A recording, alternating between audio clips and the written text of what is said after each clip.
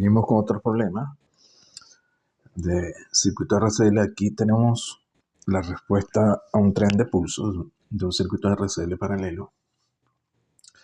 A ver, nos dice que tenemos un circuito de alto Q resonante a la frecuencia F0. Se cita por una serie de pulsos de corrientes cortos recurrente a la tasa Fc pulsos por segundo o Fc igual a F0. Grafique varios ciclos de la onda de respuesta de estado sinusoidal estacionario y explique por qué es casi una sinusoide y evalúe sus picos en términos de Q0, la carga del pulso C y el Q del circuito. Ahora vamos a ver cómo se originan los pulsos. Por ejemplo, los pulsos pueden ser los picos recortados a un cierto nivel de una sinusoide, la salida de un amplificador altamente no lineal, clase C, operado en esta forma porque entonces la eficiencia de energía es alta, puede estar involucrada en alta cantidad de potencia. Supongo que la información de la señal a ser amplificada con variación lenta está contenida en la amplitud de la onda que es recortada. Explique cómo la respuesta de voltaje de circuito sintonizado es virtualmente una sinusoide cuya amplitud es modulada varía de acuerdo a la información de la señal. Y por qué esta combinación puede ser llamada un amplificador clase C debido a su carácter altamente no lineal de la parte electrónica, en donde se disipa la gran potencia de la señal y a dónde va. Bueno, aquí, ¿qué tenemos? Tendríamos acá un amplificador tipo C que se modela de esta forma. La entrada sería E, sería esta sinusoide, y eso se pasa para que se origine la corriente IC. Aquí estaría la entrada E, la corriente IC va a ser la salida, va a ser la entrada E pero no lineal, es decir, pasada por una característica no lineal. Lo cual vemos aquí tenemos la característica ICE. Es decir, esta sería la entrada y la salida sería la corriente IC. Fíjense que es 0 hasta cierto nivel de E y por encima de ese nivel la deja pasar. Es decir, si esta es la señal, esta sería la señal, pero la corriente IC sería 0 hasta este nivel. Luego la deja pasar. Luego vuelve a ser 0, la deja pasar, vuelve a ser 0 y la deja pasar. Estos son pulsos de corriente entonces, IC.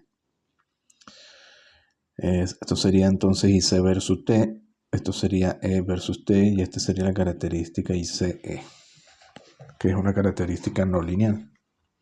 Este es el modelo que nos dan, que sería un circuito LC en paralelo con un pequeño resistor R y alimentado por la corriente IC del amplificador.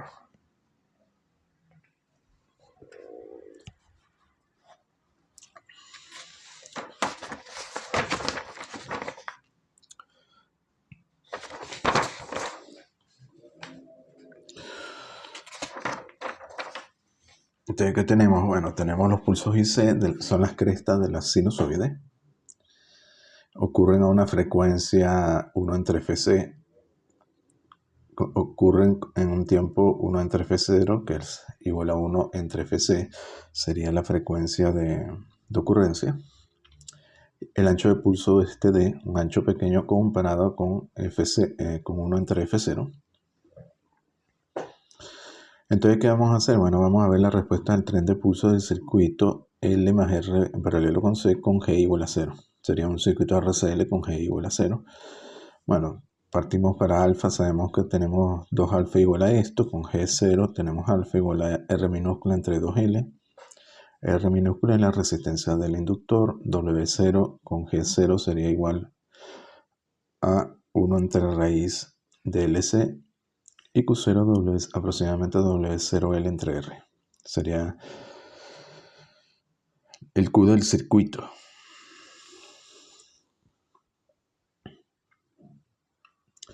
Y parte del reposo B0 igual a I0 igual a 0. O sea, el capacitor y el inductor están descargados. Ahora, aquí, como hemos usado ya en otros vídeos, hemos visto ya la respuesta a un pulso. Vamos a tratar a estas crestas de la sinusoide como pulsos de ancho TD. Básicamente como pulsos cuadrados de ancho TD. Es decir, que la entrada de la corriente IC va a ser IFU de T menos IFU de T menos TD. Esto sería el escalón. Y este es el escalón desplazado y esto nos da el pulso de ancho TD. Y la respuesta, por supuesto, entonces va a ser IF por la respuesta a este escalón menos IF por la respuesta a este escalón retardado. BU de T será la respuesta al escalón unitario. Sabemos que la respuesta al escalón unitario en un circuito RCL es 1 entre CWN y E a la menos alfa T seno de WNT. Está operando la frecuencia de resonancia, así que WN es aproximadamente W0. Y la respuesta total entonces será la respuesta de este BU de T y la respuesta BU de T menos TD. Es decir, va a ser esto menos esto retardado. Simplemente aquí el T se sustituye por T menos TD y aquí, igual aquí. Si hacen esto, bueno, aquí les va a quedar E a la menos alfa T por E a la alfa T de positivo seno de W0T menos esto.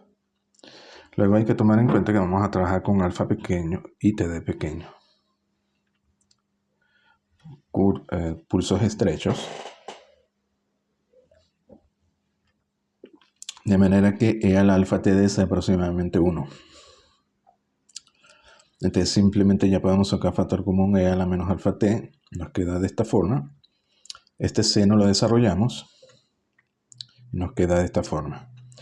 Luego si TD es pequeño comparado con T0. T0 es de aquí a aquí. TD sería solo el ancho del pulso. Entonces tendríamos seno de W0TD. Lo vamos a aproximar por W0TD. Y coseno de W0TD lo vamos a aproximar por 1 menos esto, es decir, 1. Siempre que TD sea mucho menor que T0. Así que B de T nos va a quedar de esta forma. Fíjense que los senos se van acá. Y al final nos queda más bien un coseno. Es decir, B de T, este W0 también se va. Y TD solo tiene influencias en la amplitud.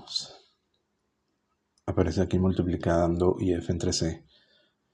Aquí no tiene efecto en el tiempo y esto simplemente se transforma en un coseno.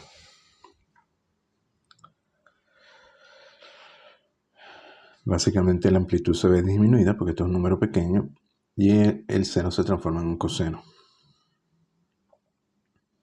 Esto simplemente es una sinusoide amortiguada para t mayor que 0. De hecho podemos verificar las unidades. Las unidades de esto, de B de t serán las unidades de esta parte, de este coeficiente, pero IF por t es carga, es decir, las unidades de carga entre capacitancia, coulomb entre faradio es voltio. Luego, ¿qué sucede? Podemos ver en t igual a t0 después de un periodo. Comienza aquí, después de un periodo sería el siguiente pulso. A ver si se cumple lo mismo.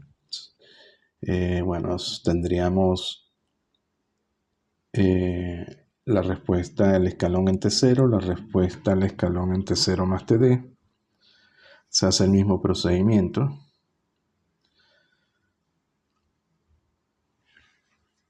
Aquí, bueno, solo que nos va a quedar de esta forma. W0 T0 es 2pi, igual acá. Seno de W0T menos 2pi es seno de W0T. Y aquí simplemente quedaría seno de W0T menos esto, porque sería el seno de esto por el coseno de esto.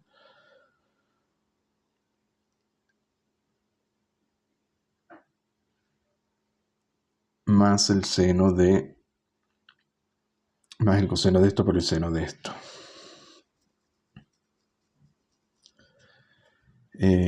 Aquí nos quedaría entonces el seno de W0T menos 2pi por el coseno de W0T menos el coseno de W0T menos pi por el seno de esto. Al final nos queda de esta forma. Hacemos igual, desarrollamos esto.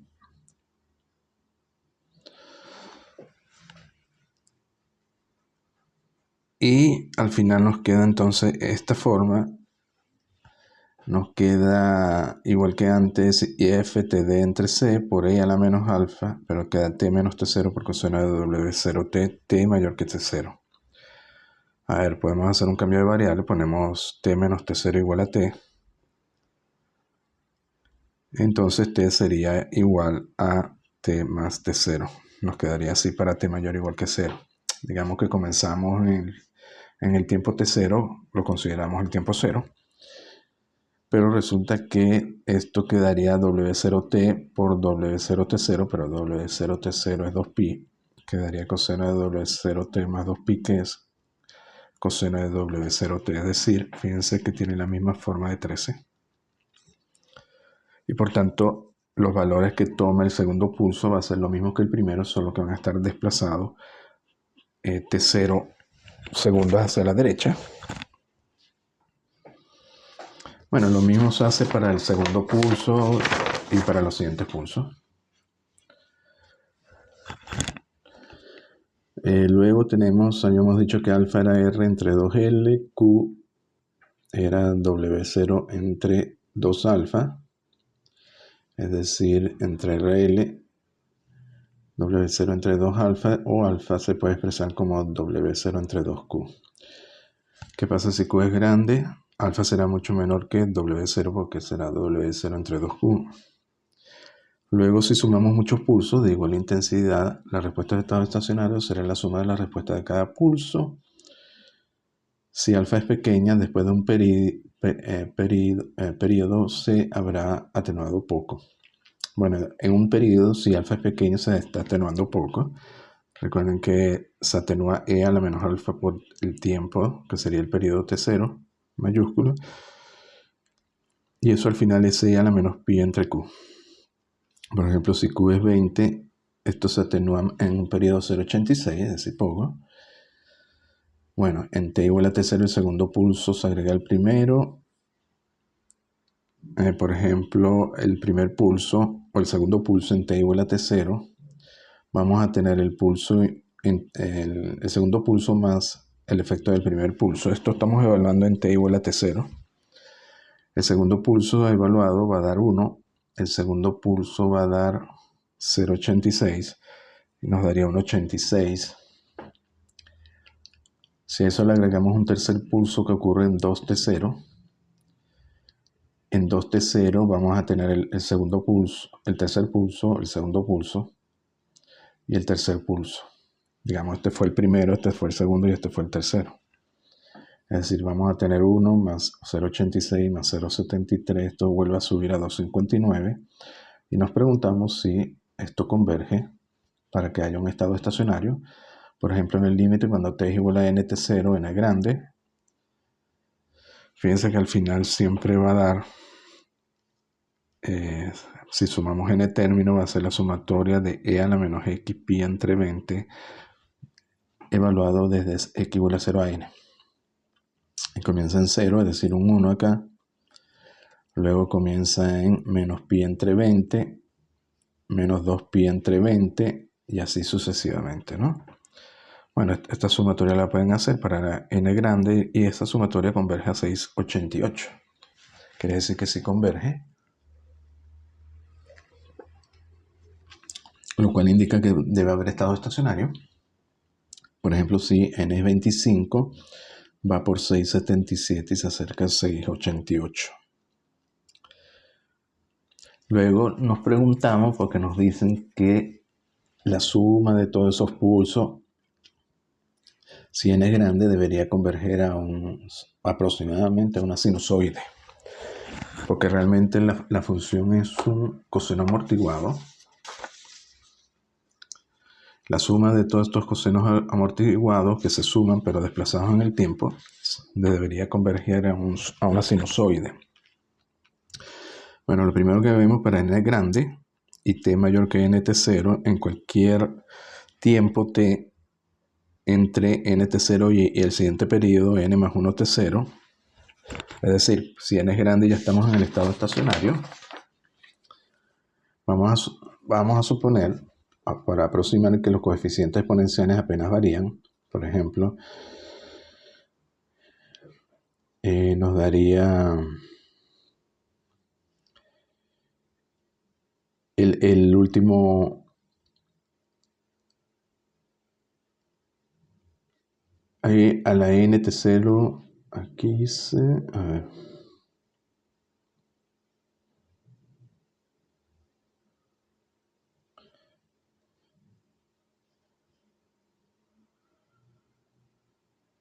Bueno, aquí lo que estamos viendo es que el hecho de que varíe entre un periodo lo vamos a considerar de que no tiene mucho efecto.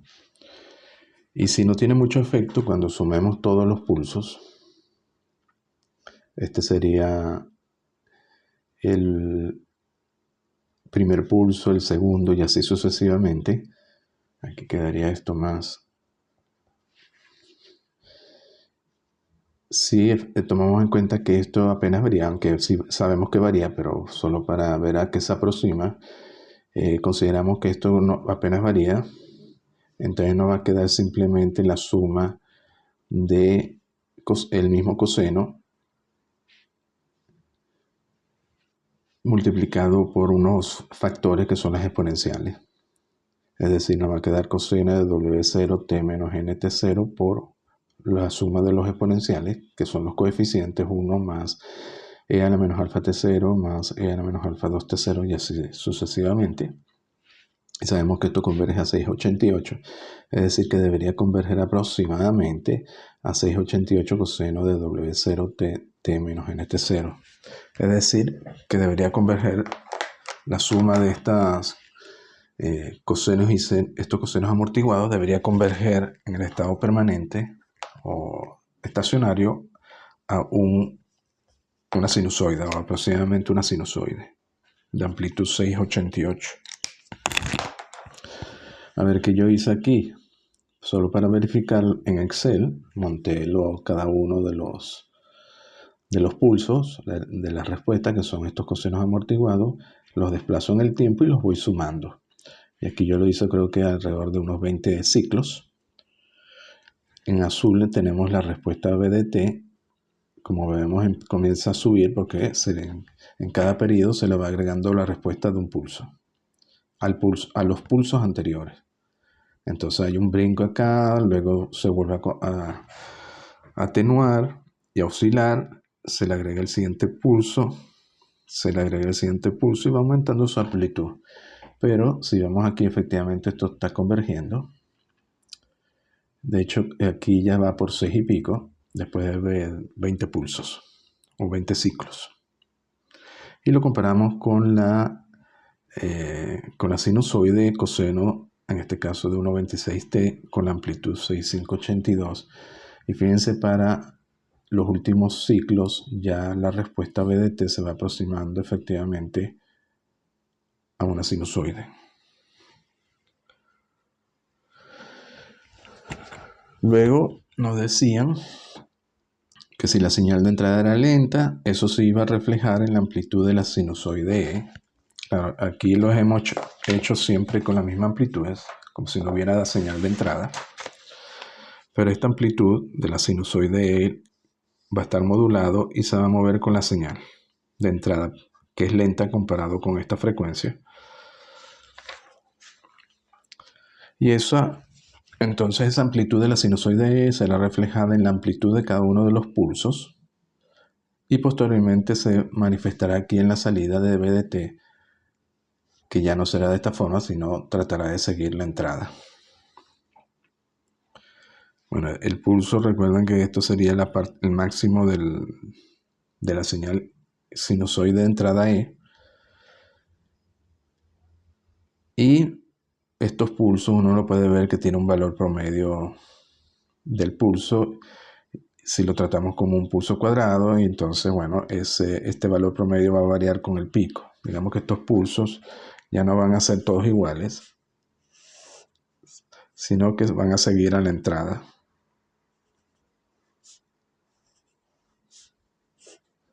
Y eso se va a reflejar aquí en la salida, porque la salida depende de estos valores de los picos o de los pulsos, de la amplitud de los pulsos. Luego nos decían, bueno, que el amplificador era clase C. Los amplificadores de clase C, más o menos son de este tipo. Esto lo van a ver en electrónica. Esto es muy sencillo. Tienen un transistor acá, BJT, NPN. Tienen la entrada que se hace por la base y la salida se hace por el colector de ahí que hayan puesto IC, que significa corriente de colector. Y aquí no hay una resistencia de colector, sino que hay un circuito tanque, de manera que esta resistencia sea lo más baja posible y esté sintonizado. La resistencia aquí sería R minúscula y generalmente es pequeña porque es la resistencia de la inductancia, y la salida se toma aquí por el colector. Esto sería un amplificador clase C y se modela de esta forma. Ahora, está diseñado para que sea eficiente en el manejo de la potencia, pues en el circuito de salida solo aparece un circuito tanque con una resistencia pequeña R. En otros modelos de amplificadores, A, B, etcétera, hay una resistencia, y si esto maneja altas corrientes, parte de la potencia se va a disipar en esa resistencia y no en la carga. Entonces, por eso que los amplificadores clase C son eficientes para manejar potencia. Y bueno, esto era la idea de este problema. Bueno, lo dejamos hasta aquí.